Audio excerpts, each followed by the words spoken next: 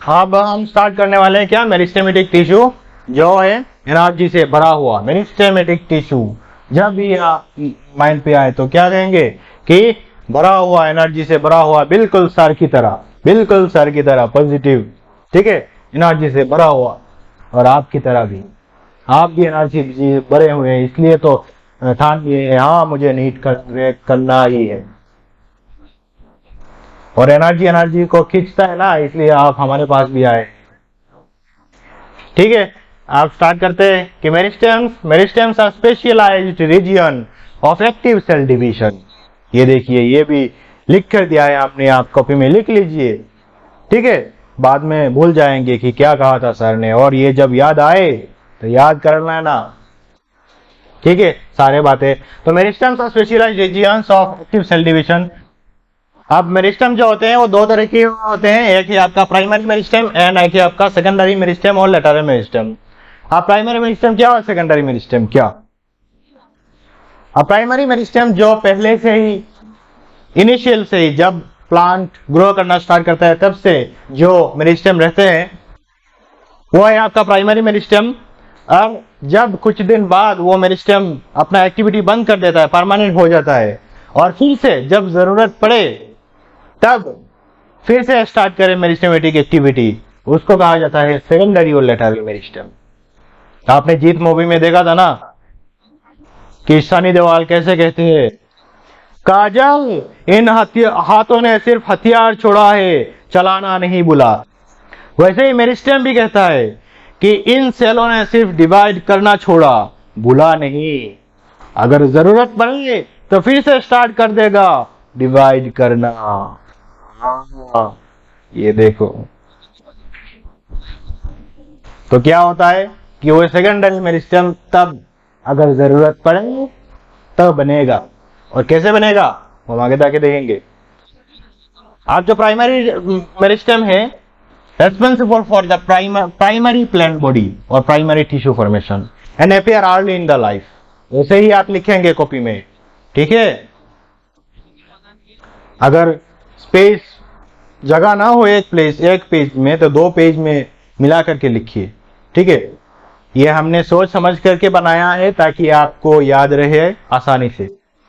Then जो primary meristem है वो दो तरीके की होते हैं, एक ही आपका एपिकल मेरिस्टेम, एक ही आपका इंटरकैलरी मेरिस्टेम। अब एपिकल यानी एपेक्स का, अब एपेक्स दो जगह में होता है, कहां पर, एक ऊपर का एपेक्स, एक नीचे का एपेक्स। अब नीचे का एपेक्स क्या है, रूट एपिकल मेरिस्टेम कहा जाता है, जो आपने ऑलरेडी मॉर्फोलॉजी में देख लिया था। यहाँ पर देखिए, हमने फिर से यहाँ पर लाया है ये इमेज। यहाँ पर देखिए रूट कैप रहता है आगे, देन उसके बाद क्या, रीजन ऑफ मेरिस्टेमेटिक एक्टिविटी। तो ये क्या है आपका रूट एपिकल मेरिस्टेम।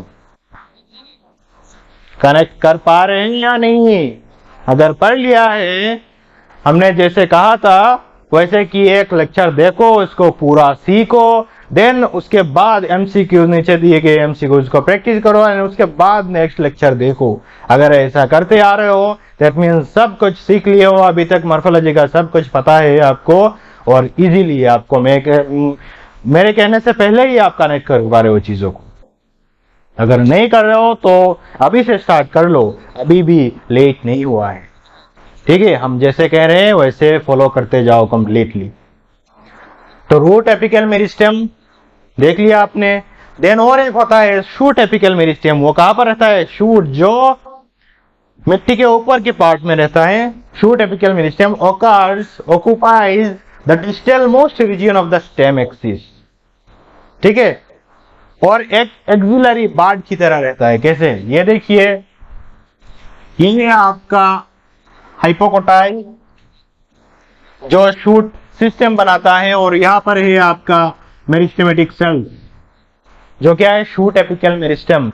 और आगे जाके ये देखिए, यहाँ पर है शूट एपिकल मेरिस्टेम, यहाँ जाके थोड़ा बड़ा होके कहां पर है, ये देखिए बीच में जो है ये थोड़ा छोटा सा बार्ड, यही है आपका shoot apical meristem.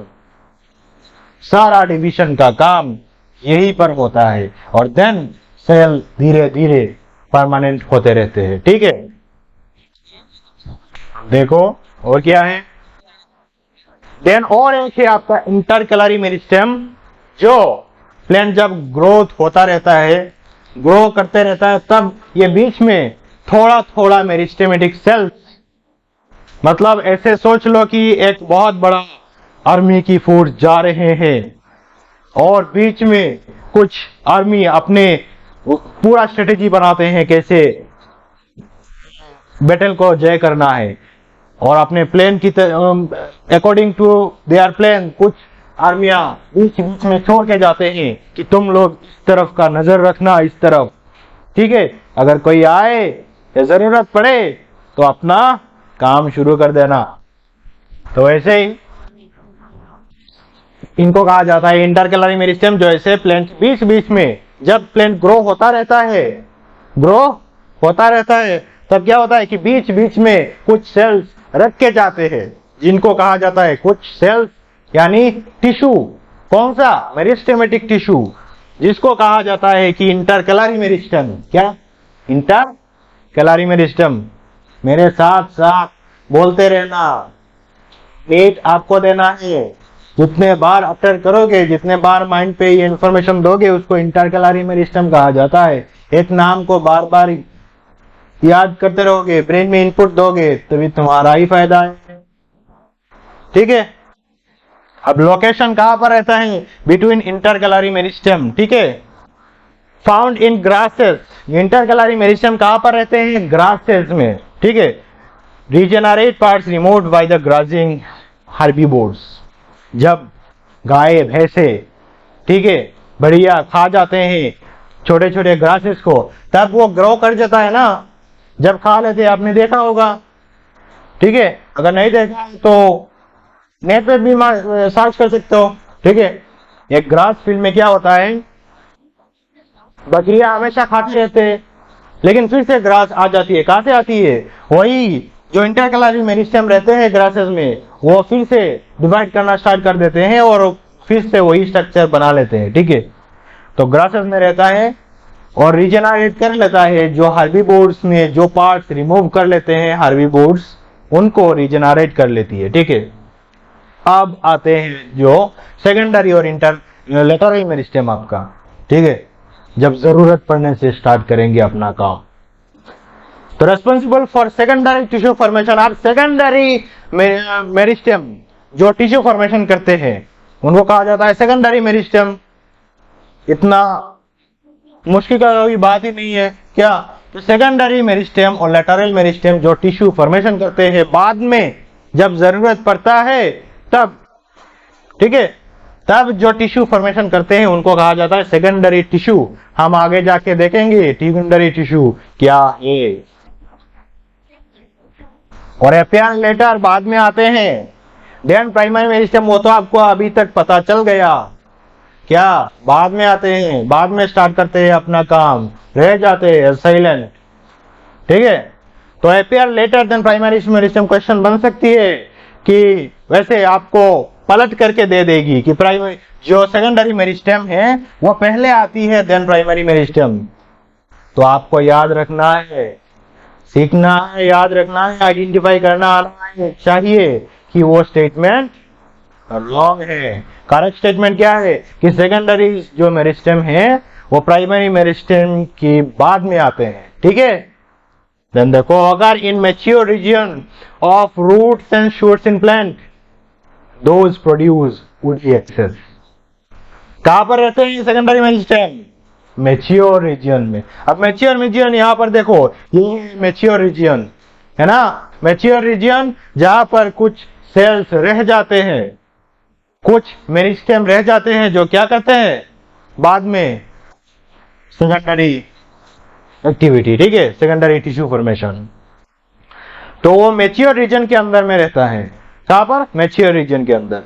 They are cylindrical meristem, they are cylindrical meristem. और वो तीन तरीके की होती है, एक ही आपका फेसिकुलर वेस्कुलर कैम्बियम, आगे जाके आप पूरा डिटेल्स में देखेंगे, इंट्राफेसिकुलर कैम्बियम और कोर कैम्बियम। देखिए आज तक आपने ये चैप्टर कैसे पढ़ा हमें नहीं पता, लेकिन अभी हम पढ़ा रहे हैं, चैप्टर में आपका पूरा इंटरेस्ट आ जाएगा, इतना आएगा कि आप भी किसी को पानी की तरह पढ़ा सकते हो इसको। ज्यादातर स्टूडेंट्स इस चैप्टर को नहीं समझते हैं, क्यों? क्योंकि कोई पढ़ाता ही नहीं ऐसे इतने मेरे जैसा पढ़ाता है क्या कोई? अब तक पढ़ा है क्या अभी ऐसे इंटरेस्ट चैप्टर को? एक ही बंदा है इंडिया में जो ऐसे पढ़ाता है ना? हाँ, देखो अब देखिए, ये है आपकी बुक का एक डायग्राम, ठीक है। ये है आपका रूट जो हमने दिखाया था आपको, ये है आपका रूट कैप, और रूट कैप के प्रोक्सिमल में रहता है, प्रोक्सिमल में रहता है, वो भी आपको याद करना पड़ेगा, याद रहना पड़ेगा। वो हमने बताया था आपको, याद है आपको? अगर पढ़ लिया तब तो याद है, और अगर हमें नहीं फॉलो कर रहे हो तो अभी से स्टार्ट कर लो। तो कैप की प्रोक्सिमल में क्या रहता है? रूट एपिकल मेरिस्टेम, देखा है आपने? रूट एपिकल मेरिस्टेम, और ये है आपका शूट, ठीक है। ये और यहाँ पर रहता है आपका शूट एपिकल मेरिस्टेम, जो हमेशा सेल को डिवाइड करता रहता है, और बीच में से ऐसे आपको लीफ प्रिमोडिया छोड़ के जाते हैं, ठीक है। और ये आपका डिफरेंशिएटिंग वस्कुलर टिश्यू, जो प्राइमरी टिश्यू है, जो ये सेल डिवाइड होकर नए सेल बनते हैं, वजन आगे जाके डिफरेंशिएट होते हैं। डिफरेंशिएट यानी अलग अलग सेल में बांटना, कि मैं ये काम करूंगा मेरा स्ट्रक्चर ऐसे रहेगा, मैं वो काम करूंगा मेरा स्ट्रक्चर वैसे रहेगा। ये सब क्या है? डिफरेंशिएशन, ठीक है। और इस रीजन को अगर आप कनेक्ट न कर पाए तो इसको देखिए, ये जो स्ट्रक्चर है, ये जो स्ट्रक्चर है टिप में, जो लिफ के बीच में है, यही है आपका शूट एपिकल मेरिस्टेम, ये रीजन, ठीक है। कनेक्ट कर पा रहे हो आप प्लांट की बॉडी के साथ? अच्छा।